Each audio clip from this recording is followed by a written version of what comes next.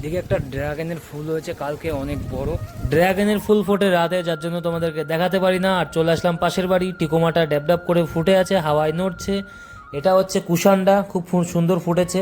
নিচেই প্যান্থাস অনেক আগে লাগিয়েছিলাম। এখানে সেট আপটা খুব সুন্দর, গোড়াগুলো খুঁড়ে নিলাম, সারটা দিয়ে নিলাম, স্প্রেটা করেছি, ক্লিপটা নিয়ে নিই, ব্যাস এখানে কাজ শেষ। চলে গেলাম অন্য জায়গায়, গিয়ে দেখলাম ঝড়ে 3টে টব ভেঙে গেছে। উপর থেকে ড্রাম এনে ফুটো করে নিচ্ছি, যেহেতু এর মধ্যে শুধু মাটি রাখবো আর কিছুই রাখবো না। তো প্রথমে টবটা খুলে মাটিগুলো বের করে নিলাম, মাটিটা লেগে গেছিলো, মাটিটা বের করে নিয়ে গোড়ায় চারা দিয়ে হালকা সার মিশিয়ে নিলাম। বগেনভেলিয়ার গোড়াটা শিকড় ধরে গেছিলো, একটু খুঁড়ে নিলাম, একটা পপার বসিয়ে এখন ডালগুলো ছেটে দিচ্ছি, যেহেতু অনেক বড় হয়ে গেছে। মাটি ছিল ড্রামের মধ্যে ভরে নিচ্ছি, পরে গাছ লাগাবো, তো এখন জল দিয়ে নিলাম।